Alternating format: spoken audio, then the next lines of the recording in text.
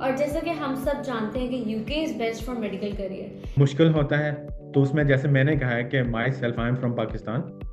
मैं निश्तर का ग्रेजुएट हूँ, उसके बाद यहाँ पे आया हूँ। हाइव मेडिकल एकेडमी कैसे मेडिकल स्टूडेंट्स को फैसिलिटेट कर सकता है? Every year 5 to 7,000 doctors GPs they are retiring from NHS. There are a huge number of doctors from the UK local graduates, they take breaks or they move to different countries. That's great. इसी तरह PLAB 2 का भी बता दें कि PLAB 2 में क्या क्या रिसोर्सेज और क्या क्या स्टडी मटेरियल्स हैं। प्लैब 1 में भी स्टॉक हो सकते हैं, प्लैब 2 में भी, अगर उनके पास प्रॉपर गाइडेंस नहीं है, अगर रिसोर्सेज नहीं है या लास्ट मिनट तक वो छोड़ देते हैं, अगर प्रॉपर प्लानिंग नहीं करते हैं।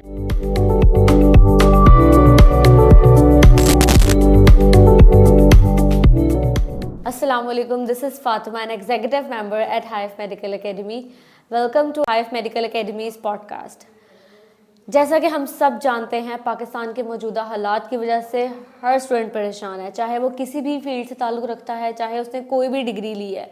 उनका यही प्लान है कि हमने अपनी फर्दर स्टडीज़ या हमने अगर अपने जॉब करनी है, करियर को परसू करना है, तो हम किसी और कंट्री में चले जाएँ, पाकिस्तान से निकल के किसी भी कंट्री में चले जाएं, चाहे यूके चले जाएं, इवन ऑस्ट्रेलिया भी लोग जा रहे हैं सबसे दूर। इसी तरह जितने भी मेडिकल स्टूडेंट्स हैं वो भी, उनका भी यही प्लान है कि हमने अगर एमबीबीएस या कोई भी मेडिकल डिग्री अपनी कर ली है बैचलर्स की, तो हमने आगे अपना जो फर्दर पढ़ना है, अपना जो करियर परसू करना है, हम किसी और कंट्री में जाके करें। और जैसा कि हम सब जानते हैं कि UK is best for medical career, लेकिन जब यूके जाने की बात आती है तो बहुत से इश्यूज सामने आते हैं। जैसे आपने लैंग्वेज टेस्ट पास करना है, प्लैब 1 पास करना होता है, प्लैब 2 पास करना होता है। एनएचएस स्टैंडर्ड्स के मुताबिक प्लैब 1 और प्लैब 2 में स्कोर करना होता है, जीएमसी रजिस्ट्रेशन प्रोसेस है, वीज़ा प्रोसेसेस हैं। तो ऐसी बहुत सी इश्यूज आते हैं, बहुत सी चीज़ें बीच में आ जाती हैं, कहीं ना कहीं पे कोई ना कोई रुकावट आ जाती है कि स्टूडेंट्स ना ये सोच के, ये सारा प्लान सोच के ना वहीं पे स्टक हो जाते हैं कि अच्छा अब आगे हम क्या करेंगे, अच्छा यहाँ स्टक हो गए तो आगे क्या करेंगे, यहाँ स्टक हो गए तो इसके आगे क्या होगा, हमारे पैसे ना ज़ाया हो जाए। तो ऐसे बड़े इशू सामने आते हैं। इन सब इश्यूज़ का सोल्यूशन है Hive medical academy. So let me introduce you to our very special guest, founder of Hive medical academy, doctor Shakeel Malik. अस्सलाम वालेकुम डॉक्टर साहब, कैसे हैं आप? Thank you so much for your precious time. Thank you so much. Walaikum salam, and I'm fine. Thank you. Very impressive introduction of Hive Medical Academy and about the opportunities of the doctors in the UK. Thank you. अच्छा doctor Shakeel, आपको तो पता है कि पाकिस्तान में scams बहुत ज़्यादा होते हैं, लोगों के पैसे ले लेते हैं, बाद में कोई पता नहीं चलता कौन कहाँ कैसे वो पैसे लेके गायब हो गया। तो अब इस सब में आप बताएं कि कैसे स्टूडेंट्स ट्रस्ट करें किसी के ऊपर, कि स्टूडेंट्स को कैसे पता चलेगा कि किस पे ट्रस्ट करना है, कौन सा राइट पाथ है? Very good question. मुश्किल होता है तो उसमें जैसे मैंने कहा है कि my self I am from Pakistan. मैं निश्तर का ग्रेजुएट हूँ, उसके बाद यहाँ पे आया हूँ, और we are registered company in UK और registered company in Pakistan as well. तो रिसोर्सेज तो इस तरह तो बहुत सारी कंपनीज हैं, रिसोर्सेज हर जगह पे आपको अवेलेबल होते हैं, लेकिन हम क्या करते हैं, we are not asking money और anything, we just want to facilitate them. We ask them to join us, have a free consultation, and see our resources and have a discussion with us, and we will help you step by step. So this is the best way that, when they speak to us, they will get the trust, they will get that rapport, they will get that sort of the connection with us, and then we'll guide them step by step. So we don't talk about the money that we are going to scam you or going to do it. We ask them to avail our resources and see, decide yourself what you want to do. ठीक है। अच्छा ये बताएं कि Hive medical academy कैसे medical students को facilitate कर सकता है from English language test to securing their first job? तो thank you, that's very good question Fatima. Almost हर डॉक्टर जो पाकिस्तान से, बल्कि anywhere in the world, Pakistan यहाँ यूके में आना चाहता है, तो इनका यही क्वेश्चन होता है कि हम अगर प्लैब करके आते हैं तो जॉब मिलती है कि नहीं। तो इसके लिए दो तीन चीज़ें बड़ी क्लियरली मैं बताना चाहता हूँ। एक तो जीएमसी के वर्कफोर्स रिपोर्ट है 2024। According to that 52% international medical graduates NHS में काम कर रहे हैं, वन थिंग। सेकेंडली ये है कि PLAB exam 4 times in year होता है all over the world including UK, और उसकी सीट्स बड़ी मुश्किल से मिलती हैं। Within couple of days, couple of weeks जो है ना, सारी सीट्स फिल हो जाती हैं। It means there is so much demand for the PLAB, so people are coming. Third thing, Plab 2 GMC is taking every day. So there is a huge demand for the doctors to come and take the Plab. Fourth thing, every year 5 to 7,000 doctors, GPs, they are retiring from NHS. There are a huge number of doctors from the UK local graduates, they take breaks or they move to different countries. So there is a huge gap of the doctors. There are huge vacancies in the NHS system where they need doctors.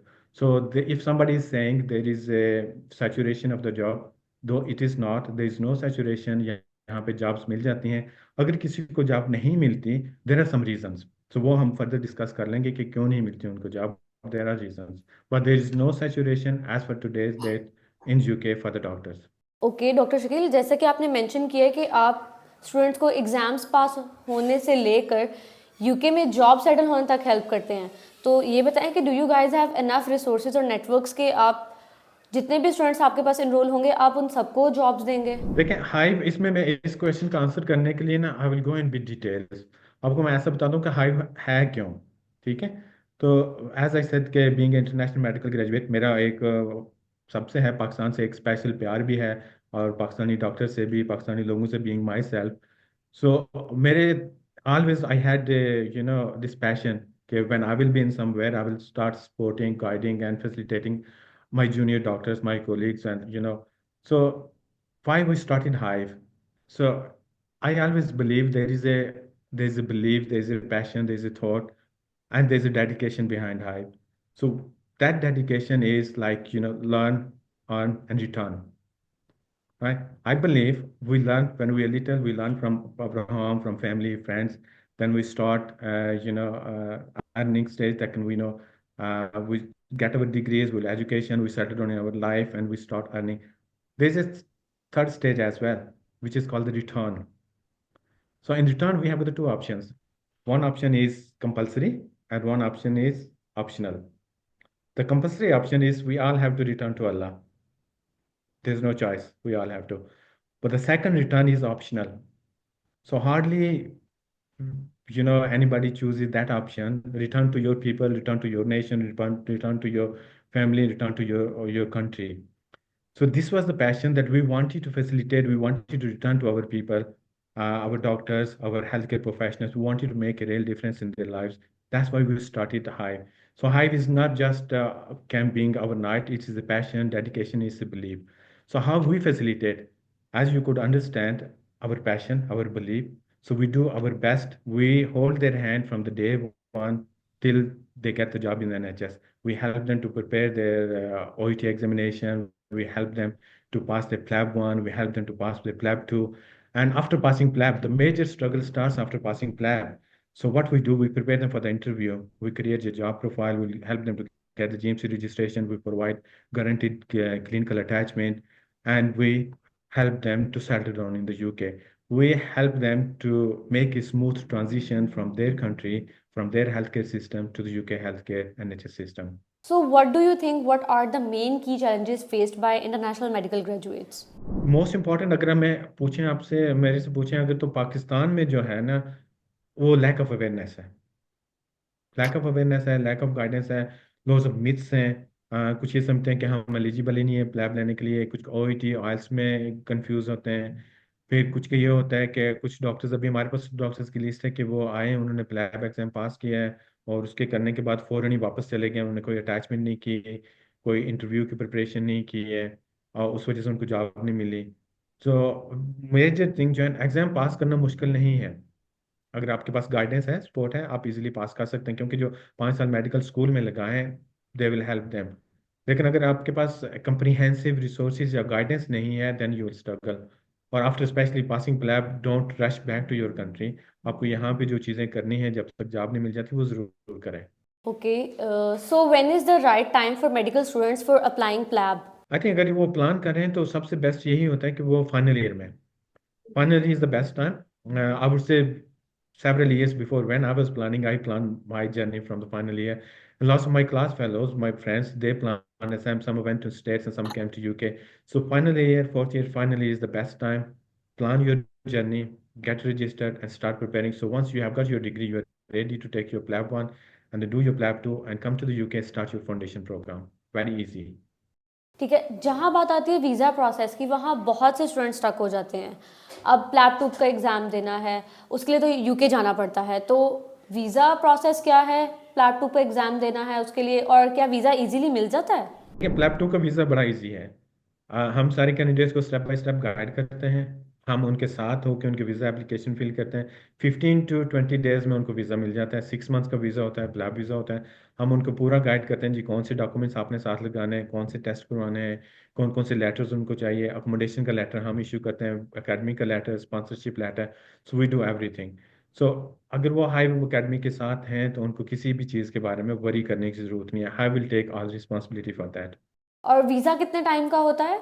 6 months का, 6 month का visa होता है, visit visa होता है इसको। और उसमें they can't work but they will take their exams, soon they get the job, visa status उनका चेंज हो जाता है। ठीक है, तो मतलब वहीं रहते हुए ही वीज़ा स्टेटस चेंज हो जाता है, वापस अपने कंट्री मूव नहीं करना पड़ता उनको? नहीं, आपको अपने कंट्री में जाने की ज़रूरत नहीं होती है। जब आपकी जीएमसी की रजिस्ट्रेशन हो गई, आपने जॉब के लिए अप्लाई किया क्लिनिकल अटैचमेंट के बाद, जिस दिन आपकी पहली जॉब होगी उसी दिन एनएचएस आपको लेटर इशू करेगा, that will go to the home office, और आपका वीज़ा स्टेटस चेंज हो जाएगा सेम डे। और within 5 years after that you will get the citizenship as well. और वीज़ा की ड्यूरेशन क्या होती है? वीज़ा आपको मिनिमम जो होता है ना 1 year का होता है, फिर वो एक्सटेंड होता रहता है। वीज़ा बाद में एक्सटेंड हो जाता है बगैर अपने होम टाउन मूव किए? हाँ जी, एक्सटेंड होता रहता है। तो दे आपका वीज़ा स्टेटस चेंज होता है, आप अपनी फैमिली को बुला सकते हैं, पेरेंट्स को, जिसको भी बुलाना है आप उनको बुला सकते हैं यहाँ पे। और उसके बाद सारे आप बेनिफिट्स अवेल कर सकते हैं यहाँ पे यूके में। स्कूल के एजुकेशन है, केयर है, सारी चीज़ें आपको। You can get a house, car loan, NHS की पेंशन है, सारे बेनिफिट्स आप अवेल कर सकते हैं when you are working in NHS. अच्छा, कहा जाता है कि UK culture and medical practices are way too hard to adapt, so is this true और just a myth? I think this is just a myth. मैं अपनी example दूंगा। मैं भी पाकिस्तान से आया हूँ, यहाँ पे सेटल हुआ हूँ। सो UK is a multi cultural society, very friendly हैं। यहाँ पे आपको बड़ा ऑनेस्ट और अच्छा एनवायरनमेंट मिलेगा, फ्रेंडली मिलेगा, सपोर्टिव मिलेगा, गाइडेंस मिलेगी हर कदम कदम पे। मैं छोटी सी एग्जांपल आपको देता हूँ कि how professional environment is there. मैंने एक हॉस्पिटल में काम किया, तो वहाँ पे एक दफ़ा उन्होंने मेरा ना 1 पाउंड टैक्स ज़्यादा काट लिया। तो मुझे 2 साल के बाद उन्होंने लेटर भेजा कि sorry doctor Malik, we by mistake took 1 pound, so accept our apology and have your 1 pound back. So after 2 years, they send me back. So you could imagine how professional and honest these people are. So there's no hard at all. Just learn the things which are important to adapt to the cultures, and they will enjoy the life in the UK. अच्छा, एक medical student है, वो UK आया है PLAB exam देने के लिए, उसने प्लैब एग्ज़ाम पास कर लिया है। अब आगे उसका मेन कंसर्न ये होता है कि अच्छा मुझे आगे अपनी जॉब कैसे मिलेगी, इसके बाद मैंने क्या करना है, मैंने रहना कहाँ पर है। तो इस सब का आपके पास क्या प्लान है? देखें, ये काफ़ी सारी वरीज होती हैं, जेन्युइन वरीज होती हैं कि देखें, एक घर से दूसरे घर में मूव होना भी बड़ा मुश्किल होता है, एक कंट्री से दूसरे कंट्री में जाना। और कुछ ऐसे डॉक्टर्स भी होते हैं जो कभी अपने शहर से दूसरे शहर में भी नहीं गए होते, तो उनको एक मुल्क से जाके दूसरे मुल्क में जाना, this is very genuine question worries होती हैं। लेकिन हाई मेडिकल एकेडमी क्या कहती है कि वी होल्ड देयर हैंड। हम उन्हें कहते हैं आप रिलैक्स हो जाओ, हम करेंगे सारा कुछ। हम सिंपली कहते हैं कि हम हैं ना, so will do everything for you. उनकी अकोमोडेशन अरेंज करना, उनको एयरपोर्ट से पिकअप करना, उनको फर्स्ट फ़ोन की सिम देना, उनको कहाँ पे रहना है, ट्रैवल कैसे करना है, ट्रेन के कहाँ पे जाना है, बस पे कहाँ पे जाना है, एवरीथिंग। अच्छा, ये एक और बात है कि प्लैब पास करते ही जॉब मिल जाती है। ये अब आपने क्लियर करना है कि is this just a myth और ये वाकई में ऐसा है? ये तो सबसे बड़ी मिथ है, ऐसा कुछ भी नहीं है। देखें, passing PLAB is not going to guarantee you anything. Passing PLAB ऐसे ही है कि जब आपने एक कोई और एग्जाम पास कर लिया या एक और टेस्ट पास कर लिया, it's just piece of paper. Passing PLAB के बाद आपको जो रियल स्ट्रगल है ना, वो चीज़ें करनी है। अब बहुत सारे कैंडिडेट कहते हैं जी कि हमने प्लैब तो पास कर लिया है, हमें जॉब नहीं मिली। जब उनसे पूछें कि भाई आपने ये सारी चीज़ें की थी, कहते नहीं, तो फिर जॉब कैसे मिली। अब सिंपल एग्जांपल मैं देता हूँ कि अगर एम्प्लॉयर है, उसके पास 2 डॉक्टर्स जाते हैं। एक डॉक्टर है, उसने प्लैब पास किया हुआ है खाली, और कुछ भी नहीं है उसके पास। एक डॉक्टर है, उसने प्लैब पास करने के बाद क्लिनिकल अटैचमेंट की है, उसका सीवी टॉप नॉच है, उसने सीबीडी रिसोर्सेज किए हैं, उसने मॉक इंटरव्यू अटेंड किया है। और वो दोनों जब अपीयर होते हैं तो एनएचएस डेफिनेटली एक बंदा टॉप अप टू डेट है उसको मिलेगी जॉब, या एक सिर्फ जिसके पास पासिंग प्लैब का सर्टिफिकेट है। सो मैं तो स्ट्रांगली रिकमेंड करूंगा जितने भी जो डॉक्टर्स जहाँ से भी आते हैं यहाँ पे, ये ना समझें कि लैब पास करने के बाद हमने सब कुछ अचीव कर लिया, उसके बाद रियल स्ट्रगल होती है till you get job. So make sure कि आप क्लिनिकल अटैचमेंट सिक्योर करें, अपना सीवी रिव्यू करवाएं कंसल्टेंट से, अपने मॉक इंटरव्यू की प्रैक्टिस करें, इंटरव्यू के क्वेश्चन का पता होना चाहिए, नाइस गाइडलाइंस का पता होना चाहिए क्लिनिकल ऑर्डर्स का पता होना चाहिए, क्लिनिकल गवर्नेंस का पता होना चाहिए। और ये सारी चीज़ें आती हैं जब आप उन लोगों के साथ बैठ के या उन लोगों से लर्न करते हैं जो सिस्टम में है, जो सिस्टम में रह चुके हैं फॉर डेकेड्स। अच्छा, किसी स्टूडेंट ने प्लैब वन एग्जाम दिया है और वो फेल हो गया है, तो उसके पास कितनी रीटेक्स हैं? सो प्लैब वन और प्लैब टू की रीटेक्स जो जीएमसी के अकॉर्डिंग टू है 4 अटेम्प्ट्स, मैक्सिमम आप 4 अटेम्प्ट्स कर सकते हैं। 4 retakes for PLAB one and 4 for PLAB two. जी जी, प्लैब वन आप जो है ना 4 अटेम्प्ट्स हैं आपके, मैक्सिमम 4 अटेम्प्ट्स अलाउड हैं। और 4 अटेम्प्ट्स में अगर आप पास नहीं करते, फिर क्या करना होता है कि आपको जीएमसी को रिक्वेस्ट करना पड़ता है स्पेशल सर्कमस्टांसिस के लिए कि मैंने अपना क्लिनिकल नॉलेज इंप्रूव किया है। और that's entirely up to GMC कि जीएमसी आपको इजाज़त देती है कि नहीं देती है। Same for the PLAB two है, आपको मैक्सिमम 4 अटेम्प्ट्स हैं। अगर 4 दफ़ा भी आपका प्लैब टू फेल हो गया तो जीएमसी को फिर आपने एविडेंस प्रोड्यूस करने पड़ेंगे कि आपने एक्स्ट्रा ट्रेनिंग ली है, एजुकेशन ली है, अब आप बेहतर हैं, आप पास कर सकते हैं। लेकिन एक और चीज़ है कि अगर कंटिन्यूसली फेल करते रहें तो that will be and up very expensive. लेकिन हाइव के साथ ये होता है कि हाइव में आप अगर अनफॉर्चुनेटली अगर फेल हो जाता है, you don't have to pay anything extra. ठीक है, ये भी बता दें कि प्लैब वन और प्लैब टू को पास करने के लिए, अच्छे स्कोर से पास करने के लिए कितना टाइम ड्यूरेशन चाहिए होता है, जिसमें अच्छी तैयारी हो जाए? देखें, प्लैब वन जो है क्लिनिकल नॉलेज असेस करते हैं, basically all is about the clinical knowledge. इसमें 180 क्वेश्चन होते हैं, 3 आवर्स का एग्जाम होता है, और इसमें 3 to 4 months more than enough. PLAB one आप 3 to 4 months में अगर आपके पास प्रॉपर कंप्रिहेंसिव गाइडेंस है, रिसोर्सेज हैं, 3 to 4 months। प्लैब टू जो है वो आप 2 to 3 months is more than enough, for 2 to 3 months you can do it. अच्छा, Hive medical academy international medical graduates को कैसे और फैसिलिटेट कर सकता है? हाइव देखें is for international medical graduates, तो हम उनके साथ स्टैंड करेंगे डे वन से लेके टिल दे गेट जॉब। हम will do everything for them. हम उनके इंग्लिश टेस्ट पास करने में हेल्प करेंगे, उसके बाद हम उनके प्लैब वन मेक श्योर के will prepare them to pass PLAB one. उसके बाद प्लैब टू के लिए हम उनके हेल्प करेंगे कि प्लैब टू उनका पास हो जाए। उनकी कंप्रिहेंसिव ट्रेनिंग डे वन से उनकी शुरू हो जाएगी, फिर जब वो यहाँ पे आते हैं अकेडमी में 10 days कोर्स है उनका, वो करते हैं। और उसके बाद once they have taken your PLAB, they have taken their PLAB two, post PLAB के लिए हम उन्हें प्रिपेयर करते हैं। हम उनका मार्क इंटरव्यू करते हैं, उनकी क्लिनिकल अटैचमेंट गारंटेड करते हैं, उनके सीवी रिव्यू करते हैं, उनको सीबीडी रिसोर्सेज देते हैं, प्रिपेयर them उनका जॉब प्रोफाइल करते हैं डिफरेंट लोकल एजेंसीज के साथ, डिफरेंट हॉस्पिटल के साथ, मेक श्योर कि उनकी जॉब क्लियर हो जाए। So Hive will do everything for them. हम उन्हें सिर्फ ये कहते हैं कि जब फोकस करें आप पढ़ाई पे, और rest we will do for them. उनको ना अकोमोडेशन की वरी होती है, ना ये परेशानी होती है कि एयरपोर्ट से कोई पिक करने आएगा नहीं आएगा, लोकल फ़ोन सिम कैसे लेनी है, क्या करना है। So we do everything. Okay, what should be the main focus while preparing for PLAB 1 and for PLAB 2?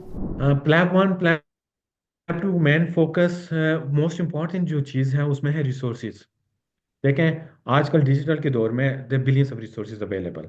आप इंटरनेट पे चले जाएं, यूट्यूब पे जाएं, हर बंदा बैठा कह रहा होगा जी आप प्ले पास कर लें, ये कर लें, वो कर लें।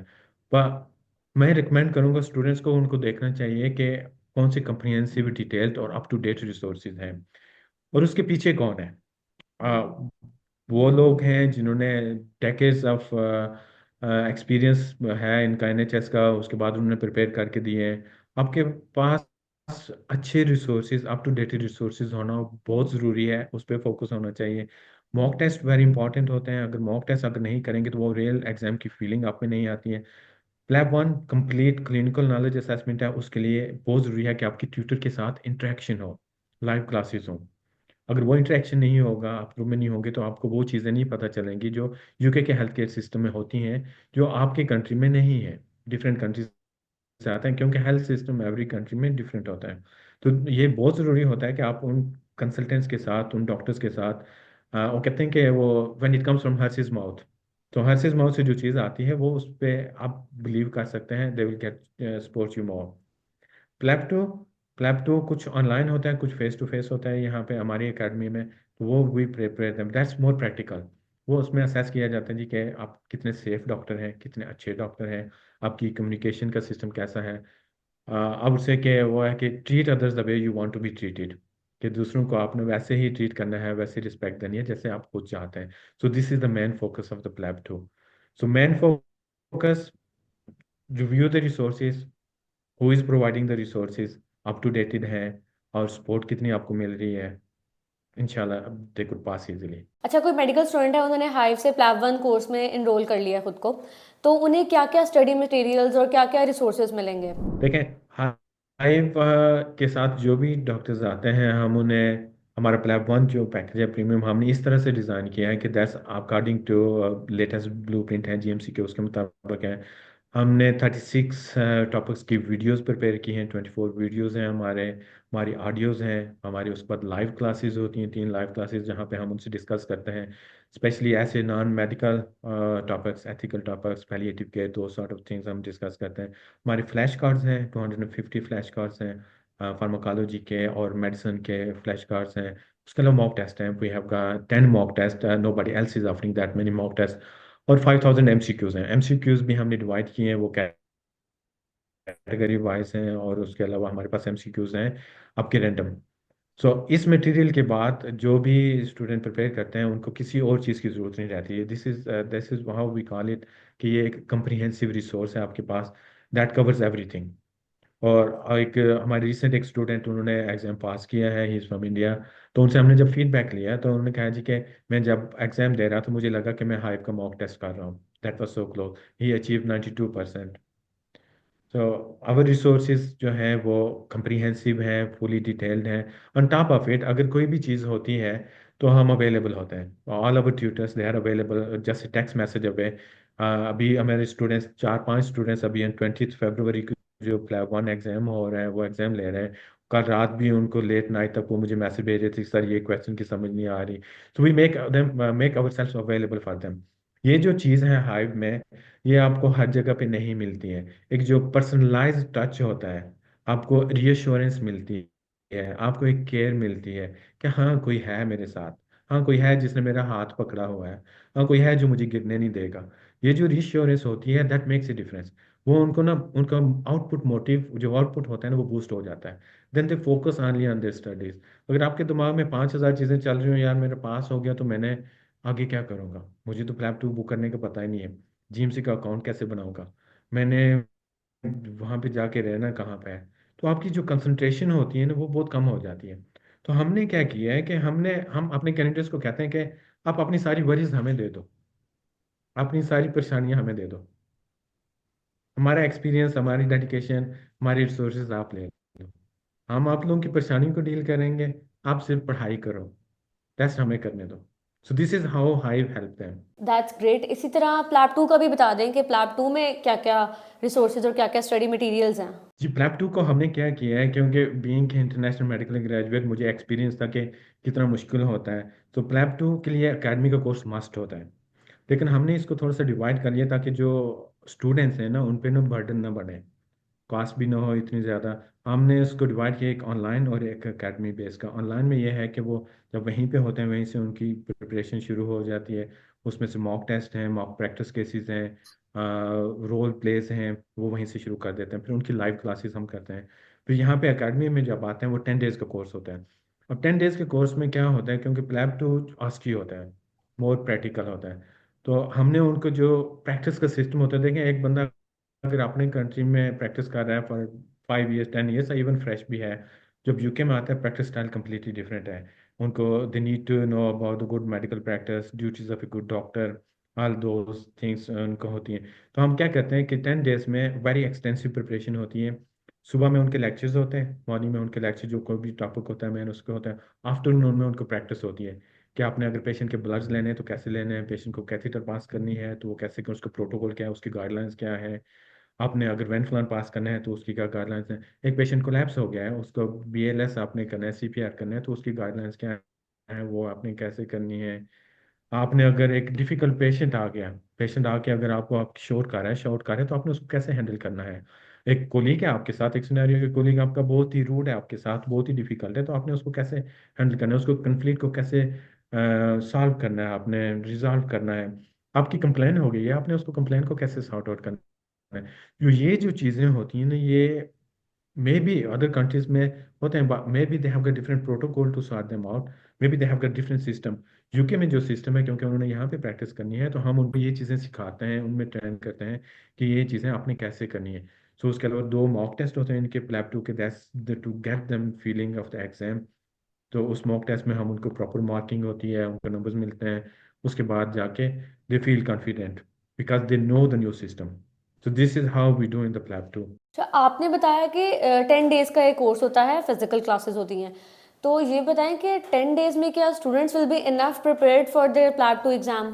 10 days जो होते हैं वो फेस टू फेस होता है यहाँ पे, लेकिन उनकी प्रिपरेशन हम लोग शुरू करा देते हैं जो ही उनका प्लैब 1 पास होता है घर से, वहीं से wherever they are in their country, हम वहीं से उनकी प्लैब 2 की प्रिपरेशन, उसमें से बहुत सारे रोल प्लेस होते हैं हमारे 150 1100 प्लस हमारे जो है ना वो फ्लैश कार्ड्स हैं, रोल प्लेस हैं, और प्रैक्टिस एग्जाम्स हैं, वो शुरू कर देते हैं वहीं से। So it's not just 10 day, 10 days ये होता है कि हम उनको वो पॉलिश करते हैं, हम देखते हैं कि उनकी स्ट्रेंथ्स क्या है, उनकी वीकनेसेस क्या है, और एम होता है कि हम उनकी वीकनेसेस कवर करें, हम उनको बताएं कि जो चीज़ें उन्होंने पहले नहीं सीखी हुई, मतलब अगर उन्होंने पहले ये नहीं किया हुआ कि डीएनए सीपीआर कैसे करते हैं, एक पेशेंट में कैपेसिटी नहीं है उसको डीएनए सीपीआर करना है तो उसमें क्या क्या चीज़ें करनी है वो उनको नहीं पता, कैथीटर अगर पास करनी है तो उसका प्रोटोकॉल क्या है, उसकी गाइडलाइंस क्या है, अगर सीपीआर करना है तो उसकी यूके में गाइडलाइंस क्या है। तो ये चीज़ें जो होती हैं ये हम उनको ट्रेन करते हैं। यूजली फ्लैप 2 में 18 स्टेशन होते हैं, 2 रेस्ट स्टेशन होते हैं, और 16 स्टेशन होते हैं जिसमें से दे हैव गॉट 8 मिनट्स। 1 मिनट तो 8 मिनट्स होते हैं, और 1 मिनट तो आपको सिनेरियो पढ़ने में लगता है, बाकी 7 मिनट्स आप इनसाइड एग्जामिनर के होते हैं या फिर पेशेंट के साथ होते हैं। उन 7 मिनट्स में आपने कंक्लूड करना होता है, अगर कैथेटर पास करनी है आपने कंसेंट कैसे लेनी है, अब एसेप्टिक टेक्निक कैसे करनी है, एसेप्टिक मैज कैसे करनी है, क्या है उसके बाद पेशेंट के कैथेटर होगी उसके बाद पेशेंट को एक्सप्लेन कैसे करना है कि अब नेक्स्ट स्टेप्स क्या है। तो ये सारी चीज़ें जो होती हैं ये 10 days में इनमें प्रैक्टिस करते हैं। और 10 days के अलावा भी जब तक उनका एग्जाम नहीं होता they have unlimited access to our academy, जहाँ पे आके वो अपने ग्रुप में प्रैक्टिस भी कर सकते हैं, ट्यूटर्स अवेलेबल होते हैं, उनसे डिस्कशन भी कर सकते हैं।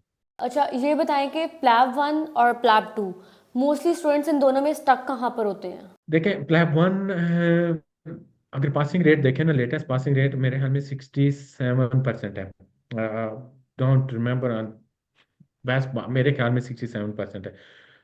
प्लैब 1 में भी स्टक हो सकते हैं, प्लैब 2 में भी, अगर उनके पास प्रॉपर गाइडेंस नहीं है, अगर रिसोर्सेज नहीं है, या लास्ट मिनट तक वो छोड़ देते हैं, अगर प्रॉपर प्लानिंग नहीं करते हैं।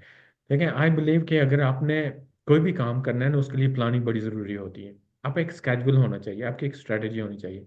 अगर आप हर चीज़ लास्ट मिनट तक छोड़ देंगे, बस हो जाएगा मैं 2 वीडियो देख लूंगा, या मैं किसी के जो है ना क्वेश्चन पढ़ लूंगा उस कंपनी के इस कंपनी के, या वो बंदा मुझे पढ़ा रहा है वो कर लूंगा, तो ये चीज़ें ऐसे नहीं होती हैं। स्पेशली अगर उन्होंने यूके में आके प्रैक्टिस करनी है they need to get discipline, आपको एक प्रॉपर स्केड्यूल प्रॉपर स्ट्रैटेजी होनी चाहिए, उसके मुताबिक अगर प्रिपेयर करें आप तो आप प्लैब 1 में स्टक नहीं होंगे। और इस चीज़ को, क्योंकि ये हैबिट नहीं होती है हमारी, हम जब वो अपने सिस्टम में प्रैक्टिस कर रहे होते हैं, डिफरेंट कंट्री में आते हैं डिफरेंट, तो व्हाट वी डू, क्योंकि हमें वाल हम जो है ना हज़ारों के हिसाब से डॉक्टर्स के साथ स्टूडेंट्स के साथ बातचीत करने के बाद हमें पता चलता रहता है कि कौन सी उनकी वीकनेसेस हैं या कौन सी मिस हैं या कौन सी मिसअंडरस्टैंडिंग्स हैं। तो हम उनको इन सारी चीज़ों को मद्देनजर रखते हुए हमने क्या किया, हम जब कैंडिडेट हमारे साथ आते हैं तो हम उन्हें प्लानर देते हैं, हम उनके साथ डिस्कशन करते हैं कि आप फाइनल ईयर में हैं, आप अभी फर्स्ट ईयर अभी जो है ना जब कर रहे हैं, या आपको 5 साल हो गए हैं, या any stage of your career आप हैं, फिर हम उनके टाइमिंग देखते हैं, उसके मुताबिक हम उनका प्लानर स्टडी प्लानर प्रिपेयर करते हैं। आज 60 डेज का प्लानर हो गया, उनका 90 डेज का हो गया, 120 डेज का हो गया, जिसमें से हम क्या करते हैं कि उनके वर्क लाइफ बैलेंस भी हो जाता है, अगर वो काम कर रहे हैं, अगर वो स्टडी कर रहे हैं, वो स्टडी का और इसका भी बैलेंस हम रखते हैं, उनकी फैमिली टाइम का भी बैलेंस रखते हैं। सो एक प्रॉपर स्ट्रैटेजी के साथ चलते हैं वो, उसमें से कोई प्रॉब्लम नहीं होता। दूसरा ये होता है कि प्लग की डेट में बड़ी आसानी हो जाती है, उन्हें पता होता है जी कि मेरा ये प्लानर है, मेरा 60 डे का प्लानर है, मैं 60 डे में मैंने ये कोर्स कवर करना है, मेरी ये लाइव क्लासेस हैं, ये मेरा मॉक टेस्ट है, और मैंने इस डेट को प्लैब 1 देना है, इस डेट को मेरा प्लैब 2 है, इस डेट को मैंने फ्लाइट करके यूके चले जाना है। सेम फॉर द प्लैब 2, हम उनको भी ऐसे ही एक स्टडी प्लानर देते हैं, प्लान करते हैं चीज़ें और उसके मुताबिक चलते हैं। अब इसका फ़ायदा क्या होता है, एक तो उनका एग्जाम फर्स्ट अटेम्प्ट में पास हो जाता है, दूसरा दे गेट ऑर्गेनाइज्ड, कुछ लूज नहीं करते, अगर जॉब कर रहे हैं जॉब भी चलती रहती है, फैमिली को भी टाइम दे रहे हैं, they are doing too many things. वो कहते हैं ना कि औरतें ज़्यादा मल्टीटास्किंग होती हैं, लेकिन हम कोशिश कर रहे हैं कि मर्दों को भी मल्टीटास्किंग बना रहे हैं, कि वो भी मल्टीटास्क कर रहे हैं। जैसे देखें, औरतें घर भी संभालती हैं, बच्चे भी संभालती हैं, जॉब भी करती हैं, सारा कुछ करती हैं, तो मर्द जो है ना सिर्फ एक काम करके आके बैठ जाते हैं, तो हम क्या कर रहे हैं, उनको मल्टीटास्किंग बना रहे हैं, वो सारे काम कर रहे हैं, जॉब भी करते हैं, फैमिली को टाइम भी देते हैं, लैब की तैयारी भी करते हैं, और यूके हमें, क्योंकि यूके में आके तो उन्हें सब कुछ करना ही है, सो पहले से प्रिपेयर हो जाते हैं। सो गेट दे लर्न एक ये नहीं है कि सिर्फ वो हमारे साथ खाली वो प्लैब पास करके नहीं आते, उन्हें प्रैक्टिकल लाइफ का एक लेसन भी मिल जाता है। So when they come to the UK they ready for the practical life. ठीक है, इसका मतलब है कि वो साथ साथ अपनी मेडिकल प्रैक्टिस भी कर सकते हैं और साथ साथ प्लैब 2 की तैयारी भी कर सकते हैं, तो इजीली टाइम मैनेज हो जाता है, इजीली वो अपनी तैयारी कर सकते हैं। डेफिनेटली डेफिनेटली, हाँ जी। एज फार एज, हाँ, उनके पास हमारी होता क्या है, हम कंसल्टेशन करते हैं, भाई बताएं आपके पास कितना टाइम है। 24 आवर्स तो होते हैं दिन में, तो 24 घंटों में देखें, आप बताएं आप कितने घंटे सोते हैं, कितने घंटे काम करते हैं, फैमिली को कितना टाइम देते हैं, बाकी कितना बच गया। तो मतलब अगर 24 आवर्स को प्रॉपरली यूटिलाइज किया जाए तो they could do anything easily, very easily. सही, तो उनके टाइम के अकॉर्डिंग आप लोग अवेलेबल होते हैं। वी आर अवेलेबल, हाँ जी। यही तो ब्यूटी है हमारे हाइव एकेडमी की, कि मैंने बताया कि हाइव हमने शुरू क्यों किया, क्योंकि एक पैशन है, डेडिकेशन है, एक बिलीफ है। तो हम उसको कोशिश कर रहे हैं मेंटेन करने की, अभी तक तो हम कर रहे हैं, और हमारी टीम जो है वो भी अवेयर है कि दे शुड बी अवेलेबल इसी तरह। तो जो भी हम, मैंने कहना कि रात को मिडिल ऑफ नाइट भी मैसेज आ जाते हैं लोगों के कि ये हो गया कोई, we try our best to be available for them. एम तो यही है कि फैसिलिटेट करें, कि आई नो कि कुछ अर्सा पहले मैं भी उनकी स्टेज पे था, so I know they will be at my stage sooner if they get proper guidance and they get full support, they will be better than me even. सही, दैट्स ग्रेट। अच्छा, एक मेडिकल स्टूडेंट है, उसने पाकिस्तान से ही अपनी bachelors की degree कर ली है, अब उसका प्लान है यूके में सेटल होने का, तो क्या हाइफ के पास कोई ऐसा स्पेसिफिक कोर्स है जो डे 1 से लेकर डे एंड तक उसके साथ चले, इंग्लिश लैंग्वेज टेस्ट से लेकर उसके जॉब तक उसके साथ हो, कोई ऐसा कोर्स है आपके पास? जी, very good question, $1 million question, क्योंकि ये फाइनल ईयर में जो भी स्टूडेंट्स होते हैं यूजली वो पूछते हैं जी कि मुझे जो है ना सारी चीज़ें एक ही जगह पे मिल जाए। तो हमने क्या किया है कि इन सारी चीज़ों रखते मद्देनजर रखते हुए हमने हाइव के ग्लोबल मेडिक्स एनएचएस प्रोग्राम, हमने एक प्रोग्राम लॉन्च किया है। इस प्रोग्राम में क्या है कि you just contact us, we do everything, we'll prepare you for your English test, we'll prepare you for your PLAB 1, we'll prepare you for PLAB 2, we'll bring you in the UK, we'll help you in the post PLAB services, we'll help you to get the job, we'll help you after that to bring your family here, and after that you will be lifetime member of Hive Medical Academy.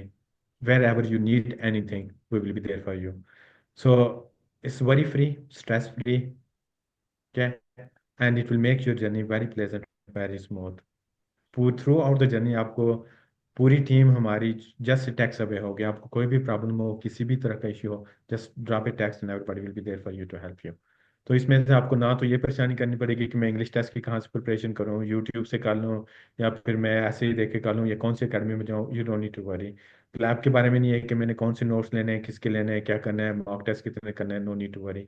Lab 2 की परेशानी भी नहीं है, वो सारा कुछ आपका पहले से डे 1 से आपकी सारी चीज़ें प्रॉपरली ऑर्गेनाइज स्केड्यूल हो जाएंगी, which will take 9 months to 12 months, जो शॉर्टेस्ट है पीरियड लगेगा आपको। तो मैं रिकमेंड करता हूँ कि जो ही मेडिकल डिग्री होती है या फाइनल ईयर के स्टूडेंट्स हैं, अगर वो आना चाहते हैं तो उनके लिए बेस्ट टाइम होता है कि वो फाइनल ईयर में रजिस्टर हो जाए, टू स्टार्ट प्रिपेयरिंग। क्योंकि उनकी जो ही डिग्री होगी उसके बाद वो प्लैब 1 ले सकते हैं, प्लैब 2, और then they can start the foundation programme in the UK to make them. So yes, Hive has got, as I said के हाइव है ना। Thank you so much doctor Shakeel, आपने बहुत से डाउट्स और बहुत सी कन्फ्यूजन को क्लियर कर दिया। Thank you so much for giving us your precious time. तो इस पॉडकास्ट में हमने मेडिकल स्टूडेंट्स को यूके सेटल होने के लिए जितने भी इश्यूज आते हैं हमने उन पर थॉरली बात की है, और मुझे उम्मीद है कि काफ़ी कन्फ्यूजन को क्लियर भी किया है हमने। अगर आपके फर्दर कोई और डाउट्स हैं और किसी चीज़ को आपने क्लियर करना है तो आप कमेंट्स में पूछ सकते हैं, हम अपने नेक्स्ट एपिसोड में इनके ऊपर डिस्कस ज़रूर करेंगे। Medical students, just focus on your studies and let Hive medical academy handle the rest. Thank you so much.